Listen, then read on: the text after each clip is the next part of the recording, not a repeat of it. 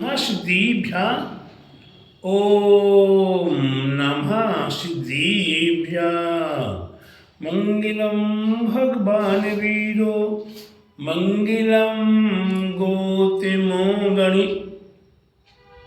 मंगलम कुंद कुंद्यार्यो जीन धर्मोस्तु मंगलम सर्व मंगल मांगल्यम सर्व कल्याणकारिकम प्रधानम सर्वधर्माणां जैनं जयतु शासिनं जैनं जयतु शासिनं जैनं जयतु शासिनं। बोले महावीर भगवान की जय, बोले विश्व धर्म की जय, बोले श्री मानव धर्म की जय, बोले द्वादशांग जीन वाणी माता की जय। ढाई दीप में 3 कम 9 करोड़ महामुनि ऋषि राजों की जय।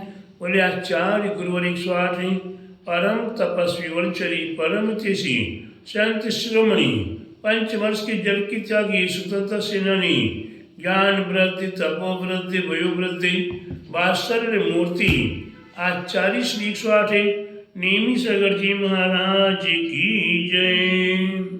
परम पूज्य आचार्य गुरु 108 सागर जी महाराज की जय। श्रीमद पंच कल्याण प्रतिष्ठा महोत्सव निमिषप निमिनाथ भगवान की पंच कल्याण प्रतिष्ठा महोत्सव की जय। परम पूज्य तीर्थ क्षेत्र नेमीगिरी प्रणेता आचार्य गुरु 108 सागर जी महाराज की जय। भव्यात्माओं, हम जगत संसारी प्राणी अपने आप पर थोड़ा सा विचार करते हैं।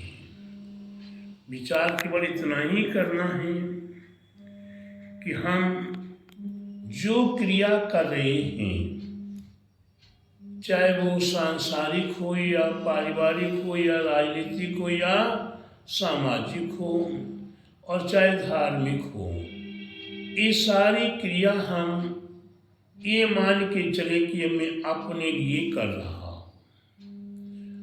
और जब हम अपने लिए करते हैं तो उसमें एक अलग ही आनंद आया करता है। और जब वो क्रिया हम देखते हैं कि हम प्रक्रिया करें, मालूम रहता है, जानकारी रहती है कि हम अपने लिए या प्रक्रिया कर रहे हैं। जब प्रक्रिया कर रहे हैं तो सोचते हैं कि ठीक है, हो जाएगा, देखा जाएगा, मौका मिलेगा तो करेंगे। किसी किसी व्यक्ति के ये भाव हुआ करते हैं और किसी किसी व्यक्ति के भाव हुआ करते अपने काम को छोड़कर पर के काम में रुचि लिया करता है। उसका ये काम करना है, उसका ये काम करना है। अपने काम के लिए अगर कहा जाए, किसी विशिष्ट गुरुओं के द्वारा कहा जाए, ग्रंथों के द्वारा, जिनवाणी के द्वारा कहा जाए कि प्रातः काल में जल्दी उठो और जल्दी उठ के भगवान का अभिषेक पूजा कर लो। नहीं महाराज, रात को सोने में देर हो जाती है, सुबह किसी प्रकार से उठ नहीं पाता हूँ, आदि आदि बहाने करके वह अभिषेक करने के लिए तैयार नहीं हो पाता है। लेकिन प्यारे बंधुओं, आप सभी भक्ति ध्यान से सुनो मेरी बात के लिए। अगर कहीं आपके दोस्त का फोन आता है, किसी मेहमान का फोन आता है और वह कहता है भैया एक काम है, बोलो क्या?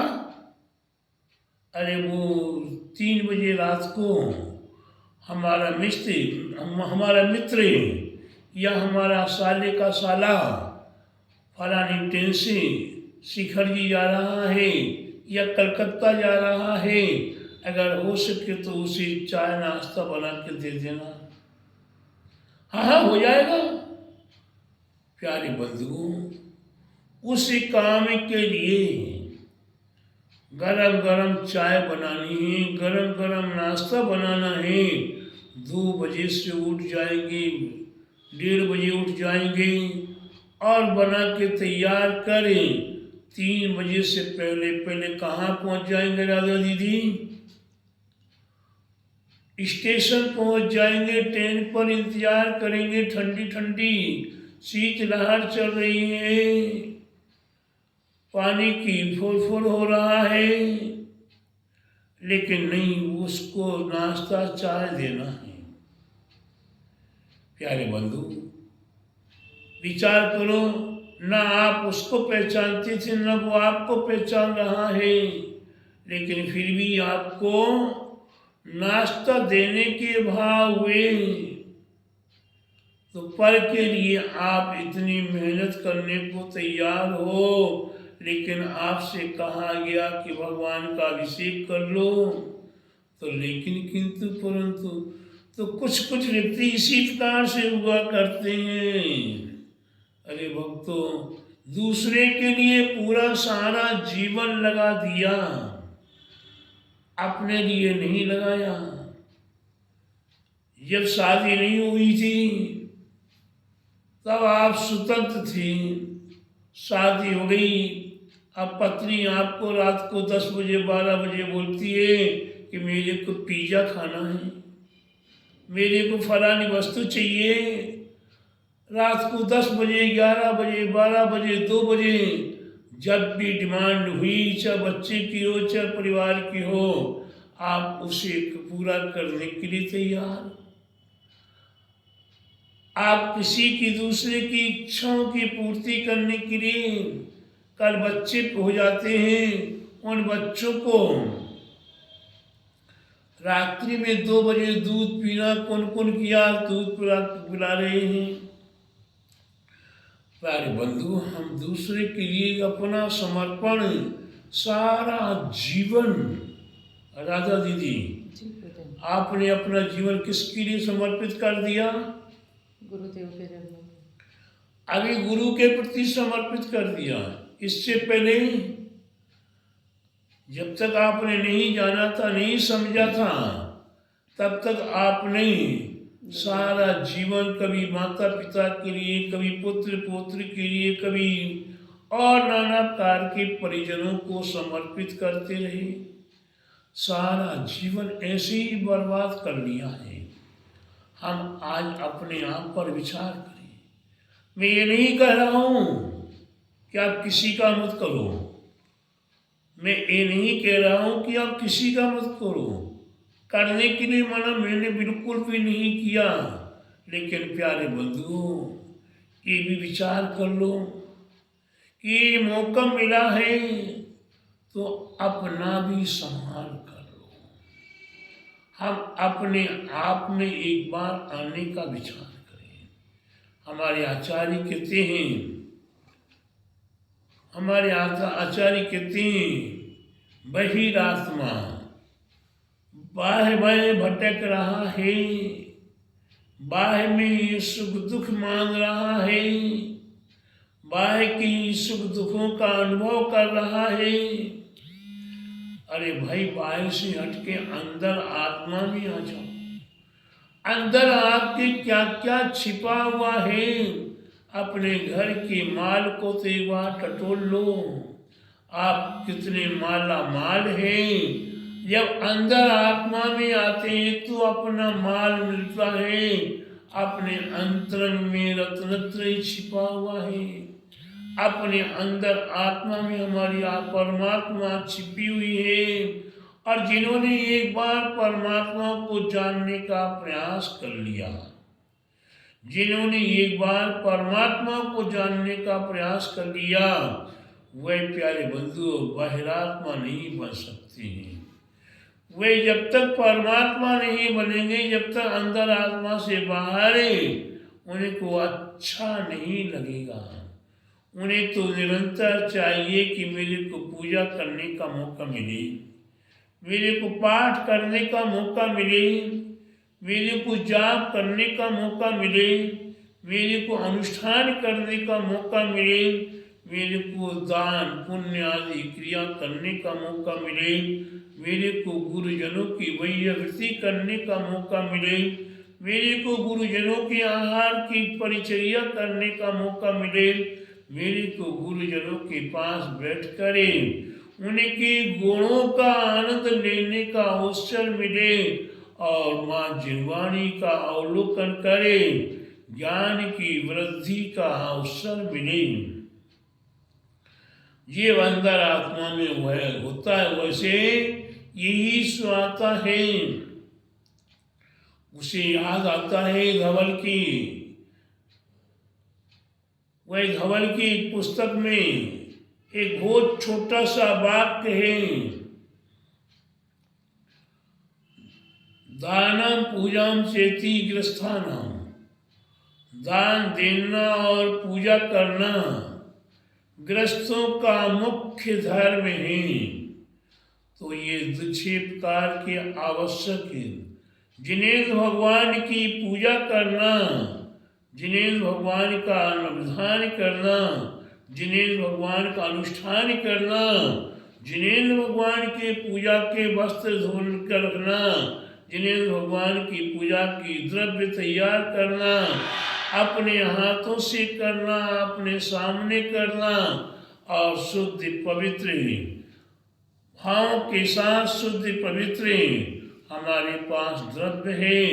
और हम विचार करते हैं, जब दान देने की बात आती है तो हम सब पहुँचते हैं भगवान आदिश्वर आदिनाथ महाराज के पास।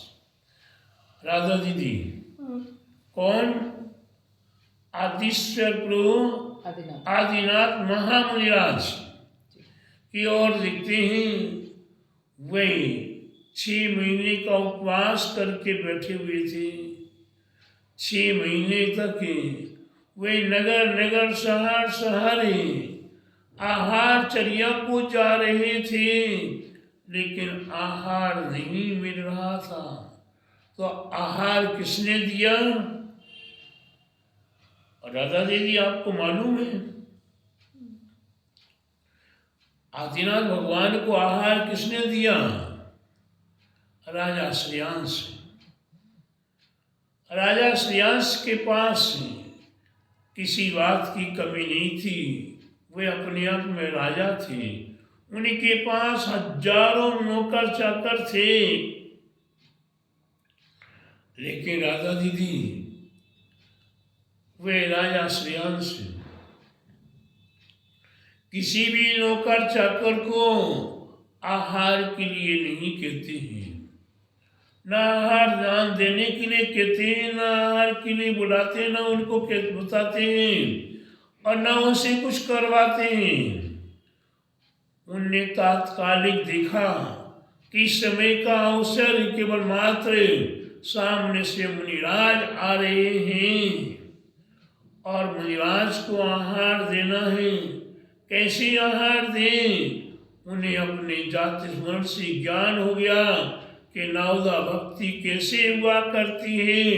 तत्काल ही उनने शुद्ध वस्त्र पहने, अपने पति पत्नी राजा रानी ने, और उसके उपरांत इक्षु रस का उनने व्यवस्था किया और इक्षु रस निकाल कर तैयार किया और मुनिराज के लिए, हे स्वामी नमोस्तु नमोस्तु नमोस्तु, आत्रो आत्रो आत्रो, तिष्ठो तिष्ठो तिष्ठो, मन शुद्धि, वचन शुद्धि, काया शुद्धि, आहार जल शुद्ध है, ऐसा बोलकर प्रदान किया। 3 प्रदक्षिणा दी। 3 प्रदक्षिणा देने के उपरांत भोजनशाला में गृहशाला में प्रवेश किया कराया। उसके उपरांत उच्च आसन दिया, उच्च आसन, और उसके उपरांत पद प्रक्षालन, पद प्रक्षालन करके राधा दीदी ध्यान दीजिएगा जी, पद प्रक्षालन करके, केवल पद प्रक्षालन नहीं, पद प्रक्षालन करके गंधोदक को अपने माथे पर लगाना। फिर इसके उपरांत अष्ट द्रव्य से, जल चंदन आदि से महाराज की पूजा करना।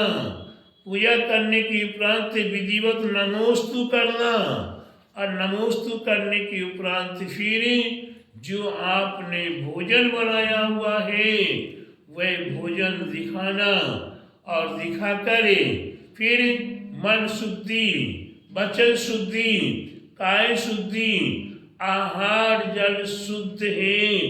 मुनिराज गुरुदेव आहार ग्रहण कीजिए। प्यारे बंधुओं, ये विधि हमारे लिए हमारे पूर्वाचार्य ने आदि से पूर्व आदिनाथ के आहार के समय से हमें प्राप्त हुई है। और आज के समय में हम देखते हैं कोई नमोकार मंत्र पढ़ रहा है, कोई कुछ पढ़ रहा है, कोई कुछ बोल रहा है। आहार में कोई गंधोदक लगाता है, कोई नहीं लगाता, कोई पूजा में यहाँ मटर मस्ती कर रहा, कोई वहाँ कर रहा है। और कुछ सामूहिक रूप से मन शुद्धि, वचन शुद्धि, काय शुद्धि करते हुए प्यारे बंधुओं, क्या मुद्रा छोड़ो अंजलि बांधो, अंजलि बांधो मुद्रा छोड़ो, ज्ञान तो है नहीं। और ये स्पेशल कहाँ कहाँ के शब्दों का प्रयोग शुरू कर दिया। केवल मात प्यारे बंधुओं, हमें पूर्वाचार्यों के माध्यम से भगवान आदिश्वर के परगाहन की विधि मिलती। भगवान रामचंद्र जी, लक्ष्मण जी, सीता जी ने महामुनिराज का आहार परगाहन करके आहार दिया, उनकी विधि मिलती। और भी हमें अनेकों महामुनिराजों की आहार की विधि मिलती। लेकिन प्यारे बंधुओं, हमारे आपके लिए अपनी विधि को सुधारते हुए हम ये आहार दान, औषध दान, अभय दान और ज्ञान दान, उपकरण दान, ये धर्मशाला बनवाना, ये मंदिर बनवाना, ये प्रतिष्ठा करवाना हमारे आपका परम कर्तव्य है। जी ऐसी प्रतिष्ठाओं का, राधा दीदी, ये ऐसी प्रतिष्ठाओं का, ऐसे पंच कल्याणक का, ऐसे विधान का, या मंदिर के विकास का, या मंदिर के सुंदरीकरण का विरोध करता है, या लापरवाही करता है, या बात को टाल के छोड़ो छोड़ो करने का विचार करता है, वह प्यारे बंधुओं अपने जीवन में पुण्य नहीं कमा पाता है। वह अपना जीवन में अपना कल्याण नहीं कर पाता है। वह बहिरात्मा से अंदर आत्मा में नहीं आ पाता है। और जो अंदर आत्मा में नहीं आ पाएगा वह परमात्मा नहीं बन सकता है। इसलिए प्रत्येक भव्यात्माओं को चाहिए कि हम अपने जीवन में अगर बहिरात्मा बनना चाहते हैं तो ये तो अनादिकाल से है। अंदर आत्मा में आप आना चाहते हो तो दानम पूजम चेती गृहस्थानाम, दान देना और पूजा करना। अरे कर्म हमारे अच्छे हैं कि हम जैन कुल में उत्पन्न हुए, इसके उपरांत प्रतिदिन हम दर्शन करने का सौभाग्य प्राप्त नहीं कर पाते। क्या करें महाराज जी, क्या करें? पत्नी की ऐसी अवस्था है, बच्चों की ऐसी अवस्था है और नाना प्रकार की समस्याएं हैं, हम रोज दर्शन नहीं कर पाते। बड़े आराम से कह देते हैं, अरे शर्म करो, विचार करो कि हम दर्शन करने के लिए मना कर रहे हैं बड़े आनंद से। अरे हमारे कर्म कितने अच्छे हैं कि ये सौभाग्य मिला है दर्शन करने का, ये सौभाग्य मिला है पूजा पाठ करने का। अन्यथा प्यारे बंधु दुनिया में हमें वही बताया कि पर का करते बैठे रहे, अपना भूल गए। आज अपना याद करो, अपने परमात्मा बनने का प्रयास कीजिए, तभी जाकर हमारे जीवन का सार है। राधा दीदी, अंदर आत्मा में आने का प्रयास करो। बिगैर दीक्षा लिए अंदर आत्मा में नहीं आ पाओगे, और अंदर आत्मा में नहीं आओगे तो स्त्री पर्याय को नहीं छेद पाओगे, और स्त्री पर्याय को नहीं छेद पाओगे तो दुनिया की ठोकरें खाते रहोगे, पराधीन रहोगे और अपनी आत्मा से परमात्मा नहीं बन पाओगे। अपनी आत्मा को परमात्मा बनाना है। अपने भैया लोगों को बोलो, अपनी भाभियों को बोलो, अपने समाज को बोलो और अपने आप को संभालने का प्रयास करो। यही हमारा आप सभी भव्य आत्माओं के लिए मंगल आशीर्वाद है। बहिरात्मा से अंदर बने और अंदर आत्मा से परमात्मा में प्रवेश करने का प्रयास करना है।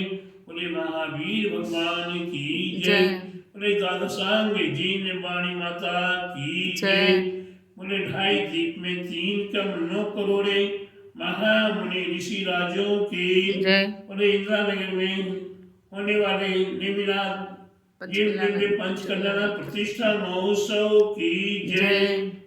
बोले आचार्य गुरु 108 परम तपस्वी उच्चरी परमतिशि संत श्रमणी 5 वर्ष की जल की त्यागी स्वतंत्र सेनानी ज्ञान वृद्धि तपो वृद्धि वयो वृद्धि वात्सल्य मूर्ति आचार्य श्री 108 नेमी सागर जी महाराज की जय। तीर्थ क्षेत्र नेमी गिरी प्रणेता अवध केसरी बुंदेलखंड के प्रथम आचार्य आचार्य गुरु 108 दया सागर जी महाराज की जय।